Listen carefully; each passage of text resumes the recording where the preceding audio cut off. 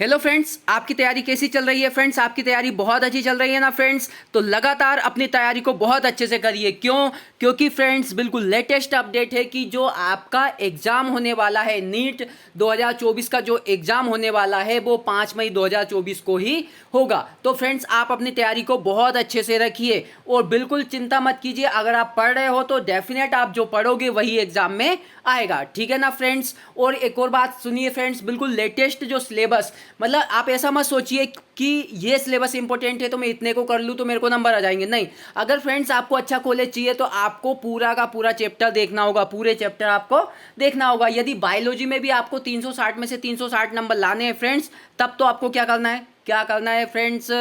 बिल्कुल पूरा सिलेबस पढ़ना है, ठीक है ना फ्रेंड्स? तो आप पूरा सिलेबस पढ़ोगे, है ना फ्रेंड्स? अब हम देखते हैं जो पहला क्वेश्चन है, मेंढक का जैविक नाम पूछा गया है कि मेंढक का जैविक नाम क्या है, ठीक है ना फ्रेंड्स? तो आपको बताना है, आंसर कमेंट करना, तब तक मैं मेंढक के बारे में थोड़ा कुछ बता देता हूँ, ठीक है? पहली कंडीशन फ्रेंड्स आपको बहुत अच्छे से पता है कि मेंढक क्या है फ्रेंड्स? उभयचर है। क्या है? उभयचर है, एम्फीबियंस है। क्या है? एम्फीबियंस है। और जो किस वर्ग में आता है? एम्फीबिया वर्ग में आता है। और साथ में मेंढक जो होता है वो क्या होता है फ्रेंड्स? मांसाहारी होता है, ठीक है? अब देखिए फ्रेंड्स, जो मेंढक होते हैं उनके शरीर का ताप स्थिर नहीं होता है। मतलब ये कैसे होते हैं? असमतापी या अनियत तापी होते हैं। और ये अपनी सुरक्षा के लिए अपने शरीर के रंग को बदल लेते हैं। और इनके शरीर के रंग बदलने की क्रिया को क्या कहते हैं? अनुहरण, मिमिक्री कहते हैं। फ्रेंड्स आपने देखा होगा कि जो मेंढक है वो गर्मी और सर्दी के दिनों में नहीं दिखाई देते, तो ये गड्ढे में चले जाते हैं। जो गड्ढे होते हैं उनमें चले जाते हैं। क्यों? क्योंकि ये सुरक्षा चाहते हैं। अगर ये गर्मी में जाते हैं तो उसे क्या कहते हैं? ग्रीष्म निष्क्रियता, एस्टिवेशन कहते हैं। अगर सर्दी में जाते हैं तो उसे क्या कहते हैं? क्या कहते हैं फ्रेंड्स? शीत निष्क्रियता, हाइबरनेशन, ठीक है ना फ्रेंड्स? ये मेंढक के बारे में मैंने आपको कुछ बताया है। तो अब हम देखते हैं सोलेनम ट्यूबरोसम किसका वैज्ञानिक नाम है, किसका जैविक नाम है? आलू का। किसका? आलू। और याद रखें फ्रेंड्स, आलू एक तना है। आलू क्या है? एक तना है। और इसमें विटामिन सी और विटामिन B6 पाया जाता है। इसके अलावा इसमें फाइबर और प्रोटीन भी पाया जाता है। होमोसेपियन किसका नाम है? यह सबको पता है, मानव का नाम है। पेंथर पार्डस किसका नाम है? चीते का नाम है। और राना टिग्रीना किसका नाम है? राना टिग्रीना किसका नाम है फ्रेंड्स? बताइए किसका नाम है राना टिग्रीना? मेंढक का वैज्ञानिक नाम है, ठीक है फ्रेंड्स? आपको क्वेश्चन बहुत अच्छे से समझ में आ गया ना फ्रेंड्स? ठीक है, तो अगला क्वेश्चन हम देखते हैं। दूसरा क्वेश्चन क्या लिखा है? क्वेश्चन, ऐसा कौन सा जीव है जो पानी नहीं पीता? बताइए फ्रेंड्स, मैंने यहाँ ऑप्शन नहीं लिए हैं, आप अपने हिसाब से बताइए कि पानी कौन सा जीव नहीं पीता। तो याद रखना फ्रेंड्स, कौन है वो जीव? मेंढक है।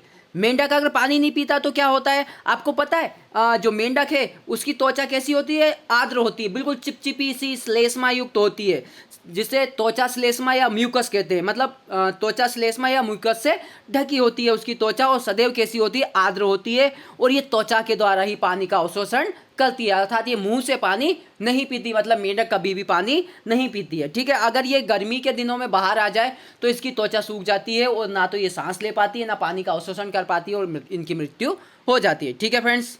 आगे देखिए फिर अगला क्वेश्चन। अगला क्वेश्चन क्या है? देखिए अच्छे से देखिए फ्रेंड्स, आपको जवाब देना है तीसरे क्वेश्चन का, है ना? तीसरा क्वेश्चन क्या लिखा हुआ है? निम्न में से कौन सा सरल उपकला ऊतक का प्रकार नहीं है? आपसे पूछा है सरल उपकला ऊतक, उसका प्रकार इनमें से कौन सा नहीं, ये आपको बताना है, ठीक है ना फ्रेंड्स?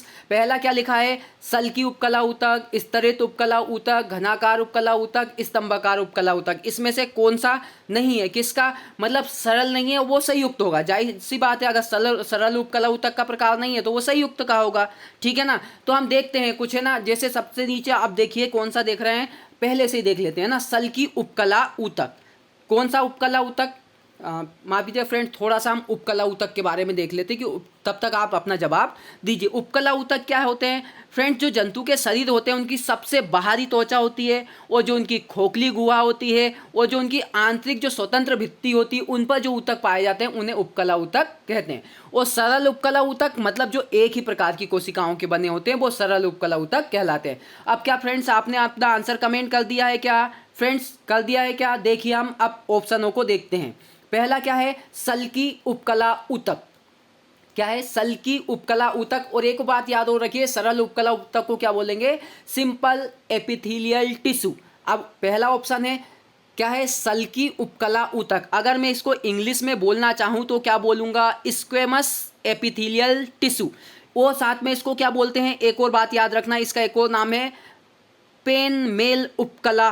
क्या कहते हैं, पेन मेल उपकला कहते हैं। ये कहाँ पाई जाती है ये भी आपको याद रखना, कहाँ, त्वचा की सबसे बाह्य सतह पर। इसके अलावा हृदय, फेफड़े तथा वृक्क के चारों तरफ भी जो इनकी भित्ति होती है, आंतरिक भित्ति, उसमें भी ये पाई जाती है। ठीक है। दूसरा स्तरित। तो फ्रेंड्स आपका आंसर यही है, स्तरित उपकला ऊतक। सरल उपकला ऊतक का प्रकार नहीं है, ये संयुक्त उपकला ऊतक का प्रकार है। कंपाउंड या मल्टीलेयर बोल दो, है ना, कंपाउंड बोल दो या मल्टीलेयर बोल दो, है ना, एपिथेलियल टिश्यू। ठीक है। अब जो स्तरित उपकला ऊतक है, चलो ठीक है, इसको मैं बाद में बताता हूँ, पहले तीसरे पे आ जाइए।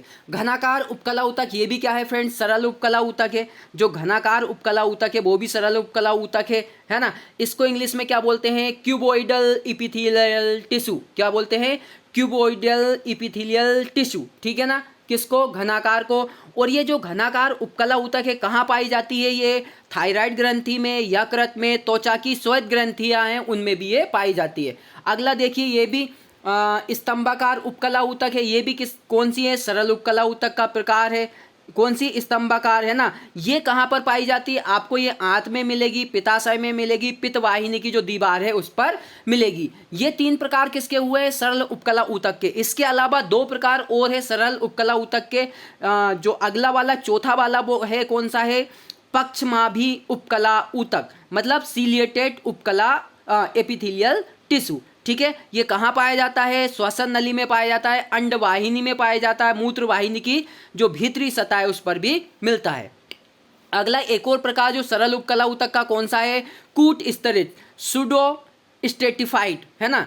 ये कौन सा, सुडो स्टेटिफाइड एपिथेलियल टिश्यू, ये भी सरल उपकला ऊतक का प्रकार है। ये कहाँ मिलता है आपको, ट्रेकिया में मिलता है, बड़ी श्वास नली में मिलता है, जनन नलिका में मिलता है, नासिका गुहा में मिलेगा। और जो स्वतंत्र सतह, इनकी जो स्वतंत्र सतह है उनका निर्माण भी यही ऊतक करता है। ठीक है फ्रेंड्स, ये सरल उपकला ऊतक के प्रकार हो गए। अब संयुक्त उपकला ऊतक के 2 प्रकार है। कौन कौन से, एक तो स्तरित और एक अंतर्वेशी, है ना। एक तो स्टेटिफाइड एपिथेलियल टिश्यू, है ना, और एक कौन सा होगा, ट्रांजिशनल एपिथेलियल टिश्यू। ठीक है, जिसे अंतर्वर्ती बोल दो या परिवर्ती बोल दो। अब जो स्तरित, ये जो, क्योंकि आपका आंसर यही है, जो स्तरित उपकला ऊतक है ये कहाँ पाया जाता है, ये योनि में, मुख गुहा में, इसोफेगस में, नासा गुहा की श्लेष्मा झिल्ली में। ठीक है ना, यहाँ आपको मिलता है। इसके अलावा जो एक और बचा है, जो कौन सा है, अंतर्वर्ती है, और अंतर्वर्ती बोल दूं या परिवर्ती बोल दूं, इसको इंग्लिश में क्या बोलेंगे, ट्रांजिशनल एपिथेलियल टिश्यू, है ना। ठीक है। ये कहाँ मिलता है, ये मूत्राशय में मिलता है, मूत्रवाहिनी में, जो मूत्रवाहिनी की जो अंदर वाली दीवार है वहाँ पर भी मिलता है। ठीक है फ्रेंड्स, ये समझ में आ गए होंगे दोनों प्रकार आपको। अगला क्वेश्चन देखिए फिर क्या लिखा है फ्रेंड्स। अगला क्वेश्चन है, मेंढक का हृदय कितना कोष्ठी होता है, बताइए फ्रेंड्स। आपको एक बात याद रखना, मेंढक की डिटेल तो मैंने आपको बता दी है ना। ठीक है, आपको याद रखना मेंढक क्या है, एक उभयचर है ना, जिसमें शीत निष्क्रियता, ग्रीष्म निष्क्रियता पाया जाता है, यानी हाइबरनेशन और एस्टिवेशन दोनों पाए जाते हैं। इसके अलावा ये मिमिक्री भी करती है, जो मैंने आपको बता दिया है, जो रंग परिवर्तित करने की क्रिया है, अनुहरण। ठीक है, तो इसका हृदय कितना कोष्ठी होता है, 2 कोष्ठी होता है क्या, कितना कोष्ठी है, 2 कोष्ठी हृदय होता है क्या, बताइए फ्रेंड्स। नहीं होता है। तो लगभग द्विकोष्ठी हृदय किस में पाया जाता है, मछली में। तो इसका हृदय कितने कोष्ठी होता है, 3 कोष्ठी। मतलब जो क्या है, आपके जो सरीसृप है और जो उभयचर है उनमें कितना कोष्ठी हृदय पाया जाता है, 3 कोष्ठी हृदय पाया जाता है। यानी मेंढक उभयचर है तो इसमें 3 कोष्ठी हृदय पाया जाता है। लेकिन अपवाद इसका भी है, जो उभयचर होने के बाद भी जिनमें 4 कोष्ठी हृदय पाया जाता है, जैसे कि मगरमच्छ है, घड़ियाल है, एलिगेटर्स है, इनमें क्या है, 4 कोष्ठी हृदय पाया जाता है। इसके अलावा अब 4 कोष्ठी हृदय किस में पाया जाता है, क्योंकि 4 कोष्ठी हृदय किस में पाया जाता है, जो स्तनी वर्ग है उसमें पाया जाता है। स्तनी वर्ग और पक्षी दोनों में पाया जाता है। इनमें से कोई नहीं का कोई ऑप्शन नहीं है, ये गलत है ना। तो आपको पता चल गया आपका आंसर क्या है, मछली सॉरी माफ कीजिएगा, मेंढक में कितना कोष्ठी हृदय पाया जाता है, 3 कोष्ठी। अगला क्वेश्चन देखिए क्या है। अगला क्वेश्चन है फ्रेंड्स, यहाँ पर देखिए, सिंपल सा क्वेश्चन, सभी को बहुत अच्छे से पता होना चाहिए। मेंढक के लार्वा को क्या कहते हैं। वैसे ही चैप्टर पूरा मेंढक से रिलेटेड है, तो मेंढक के लार्वा को आपको बताना है। आंसर कमेंट कीजिए, तब तक मैं ऑप्शन को बताता हूँ। गेम्बुसिया, गेम्बुसिया क्या है फ्रेंड्स, ये एक मछली है। क्या है फ्रेंड्स, एक मछली है जो क्या करती है, जो मच्छर होते हैं उसके लार्वा को खा जाती है। जो मच्छर है उनके लार्वा को खा जाती है। अगला देखिए फ्रेंड्स, ये बीच में छोड़ दिया मैंने, कैटरपिलर। कैटरपिलर क्या है फ्रेंड्स? ये जो कैटरपिलर है ना, ये तितलियों का लार्वा है। जो तितली के जो अंडे वंडे देते हैं ना, उसको बोलते हैं अपन, तितलियों के लार्वा को क्या बोलते हैं? कैटरपिलर। इसके बाद कौन सा है? रिगलर। क्या है? रिगलर। जो रिगलर है वो मच्छरों का लार्वा है, तो आपका आंसर क्या है? टेडपोल। टेडपोल क्या है? जो मेंढक है उसके लार्वा, या जो मेंढक अंडे देती है उनको क्या बोलते हैं? टेडपोल बोलते हैं। फ्रेंड्स वीडियो कैसी लगी है? अगर फ्रेंड्स वीडियो पसंद आई है तो वीडियो को लाइक करें, शेयर करें और मेरे चैनल को सब्सक्राइब करें। Thanks for watching friends.